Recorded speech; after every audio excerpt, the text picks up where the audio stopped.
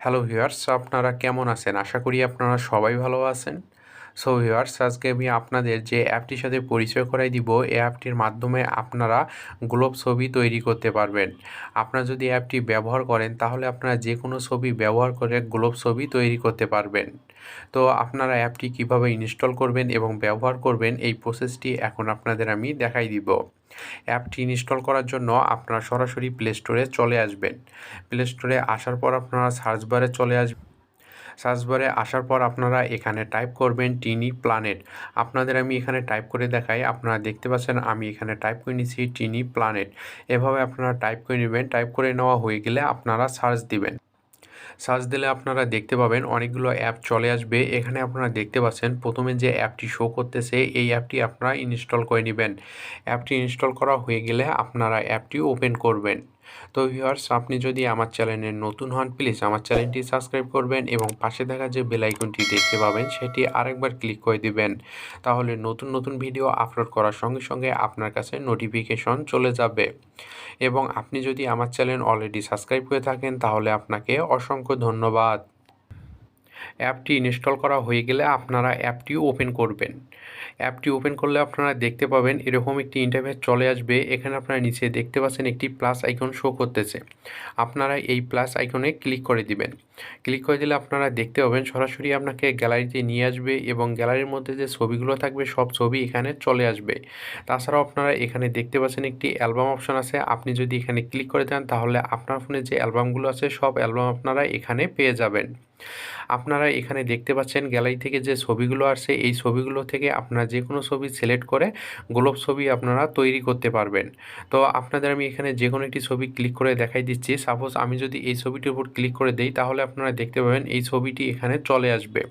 এখানে আপনারা চাইলে ছবিটি ক্রপ করে নিতে পারেন। তো ক্রপ করে নেওয়া হয়ে গেলে নিচে দেখতে পাচ্ছেন একটি টিক মার্ক আছে, আপনারা এখানে ক্লিক করে দিবেন। ক্লিক করে দিলে আপনারা দেখতে পাবেন এখানে গ্লোব হয়ে ছবিটি চলে আসবে। এখানে দেখতে পাচ্ছেন সুন্দরভাবে গ্লোব হয়ে গেছে। এখানে আপনারা নিচে দেখতে পাচ্ছেন 4টি অপশন আছে। এই 4টি অপশনের মাধ্যমে আপনারা ছবিগুলো আরও সুন্দর করতে পারবেন। প্রথম যে অপশনটি আছে আপনি যদি লাইনটি বাড়ায় দেন তাহলে এখানে দেখতে পাবেন বিভিন্ন ধরনের এখানে zoom in zoom out option চলে আসবে। তারপর এখানে দেখতে পাচ্ছেন রোটেট অপশন আছে। আপনি চাইলে ছবিটি রোটেট করতে পারবেন এবং আপনি রোটেট করে নিতে পারবেন। তারপর এখানে দেখতে পাচ্ছেন টুইস অপশন আছে। আপনি চাইলে ছবিটি টুইস করে নিতে পারবেন।